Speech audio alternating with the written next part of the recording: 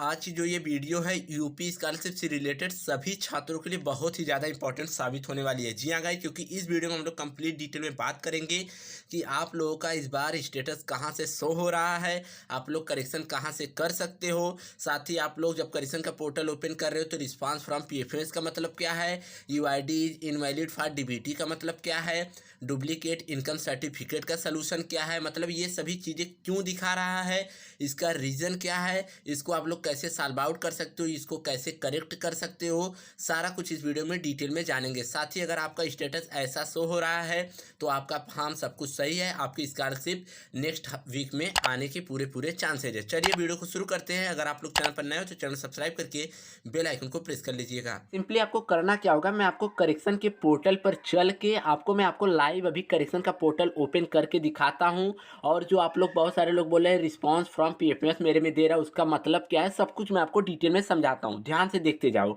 आपको Chrome browser पर सबसे पहले करना क्या है, bestrozgar.com सर्च कर लेना है। जैसे ही सर्च करोगे पहली वाली वेबसाइट आएगी, यहाँ पर आपको कई सारे ऑप्शन दिखेंगे, तो आपको सिंपली यूपी स्कॉलरशिप स्टेटस वाले ऑप्शन पर क्लिक कर देना है। समझ गए? सिंपली इस पर आप लोग क्लिक करते हो तो आप एक नए इंटरफेस पर पहुंच जाओगे। अब स्क्रॉल करते हुए नीचे की तरफ आना है। देखो नीचे आओगे तो डेली की अपडेट यहाँ पर विजिट करके आप लोग पढ़ लिया करो। मैं फिर से बोल रहा हूँ क्योंकि यहाँ पर जो भी अपडेट होती है यहाँ पर डेली यहाँ पर लिख दी जाती है आर्टिकल के रूप में। देखिए check status and correction post matric inter वालों का भी ओपन हो चुका है, प्री मैट्रिक का तो ओपन हुआ ही है, साथ ही post matric other than inter का भी हुआ है, AK2 के छात्रों का भी हुआ है।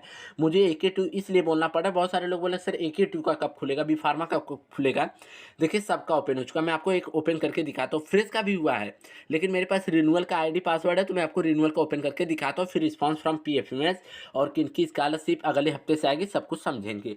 सिंपली इस पर हम लोग क्लिक करेंगे। ये जो डाटा मांगा जा रहा है इसको मैं फिल करके फिर आगे बात करता हूँ। चलिए गाइस, मैंने रजिस्ट्रेशन नंबर पासवर्ड सब कुछ फिलअप कर दिया। अब उसके बाद हम लोग आ जाएंगे इस पोर्टल पर। अब देखिए यहाँ पर आवेदन पत्र को संशोधित करने का ऑप्शन आपको दिख रहा है। यहाँ पर जो चीज़ें आपको ब्लर दिखाई दे रही है वो सिक्योरिटी की पर्पज़ से हाइड कर दी गई हैं, क्योंकि किसी को डाटा को मैं ऐसे पब्लिकली नहीं दिखा सकता। बहुत सारे लोगों का यहाँ पर संस्थान में जमा करने हेतु प्रिंट करने वाला ऑप्शन दे रहा होगा, तो इसका मतलब उनका करेक्शन का पोर्टल अभी भी ओपन नहीं हुआ है। लेकिन मेरे हिसाब से अभी जिनका कल ओपन नहीं हो रहा था तो आज सुबह से उनका ओपन होना स्टार्ट हो गया। ऑलमोस्ट आप लोग मान के चलो 70 to 80% लोगों का करेक्शन का पोर्टल अब ओपन होना स्टार्ट हो चुका है। जो थोड़े बहुत लोग बचे हैं उनका कल तक सबका पोर्टल ओपन होना स्टार्ट हो जाएगा। तो आवेदन पत्र को संशोधित कर इस पर हम क्लिक कर देते हैं। देखिए सभी चीज़ों पर हम लोग बारीकी से डिटेल में बात करेंगे, चाहे वो डुप्लीकेट इनकम सर्टिफिकेट हो, चाहे रिस्पांस फ्रॉम पीएफएमएस हो, चाहे यूआईडी इनवैलिड फॉर डीबीटी हो, चाहे university roll number not match with environment number हो। सभी चीज़ों पर हम लोग बात करेंगे। फिर आगे ये भी बात करेंगे कि किनका अगर स्टेटस इस प्रकार से आपके यहाँ पर शो हो रहा है किस टाइप से, तो आपकी स्कॉलरशिप पक्का आएगी, मतलब आपका फॉर्म सब कुछ सही है। पहले बात करते हैं डुप्लीकेट इनकम सर्टिफिकेट के बारे में। ध्यान से आप लोग देखते जाओ। जिसमें डुप्लीकेट इनकम सर्टिफिकेट दिखाई दे रहा है तो इसका मतलब क्या है, इसका सलूशन क्या, पहले इसको जान लीजिए। देखिए डुप्लीकेट इनकम सर्टिफिकेट तब देता है जब आप एक ही घर में भाई बहन अगर अपने पेरेंट्स का इनकम सर्टिफिकेट लगाते हो, जैसे दो भाई बहन पढ़ रहे हो, दोनों लोग सेम इनकम सर्टिफिकेट लगाए हो, तो इस केस में आपका डुप्लीकेट इनकम सर्टिफिकेट वाला फंडा आता है, ये प्रॉब्लम क्रिएट होती है। तो अगर आप में भी ऐसा शो हो रहा है तो आप लोग पहले कमेंट सेक्शन में बताओ कि आप लोग भाई बहन या दो भाई सगे भाई पढ़ रहे हो, दोनों लोग सेम इनकम सर्टिफिकेट लगाए हो, ये तो पक्का होगा श्योर।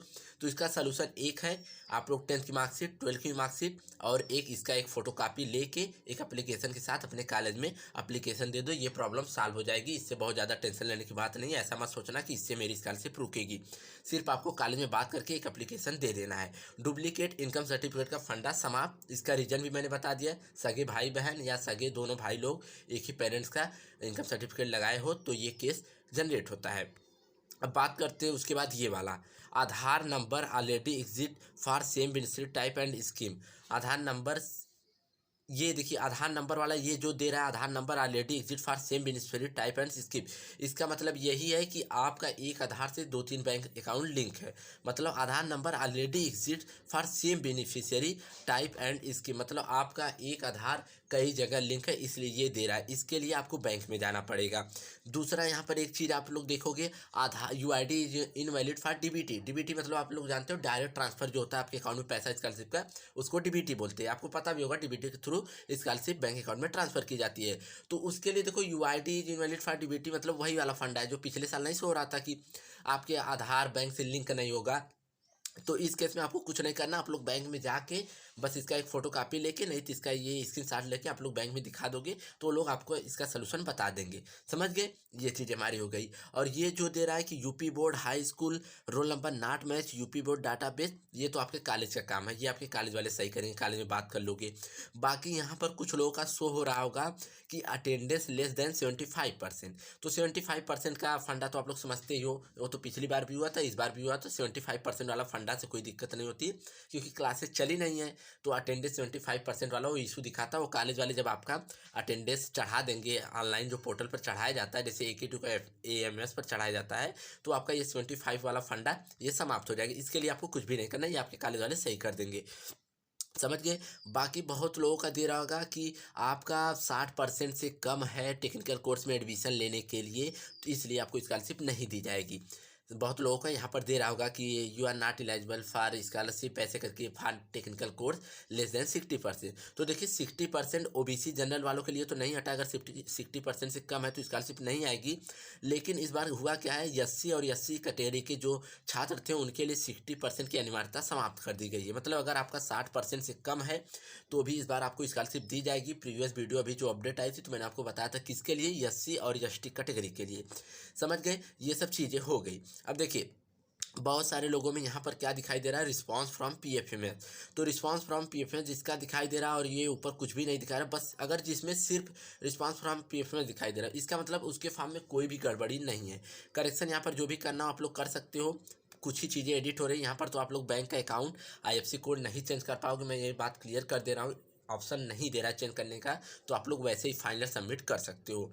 तो रिस्पांस फ्रॉम PFMS अगर आप में दे रहा है तो आपका फॉर्म सब कुछ ओके, आपकी स्कॉलरशिप आराम से आ जाएगी। बाकी जिनमें ऊपर ये सब प्रॉब्लम आ रही है उसके लिए आप लोगों को मैंने बता दिया कैसे क्या करना है।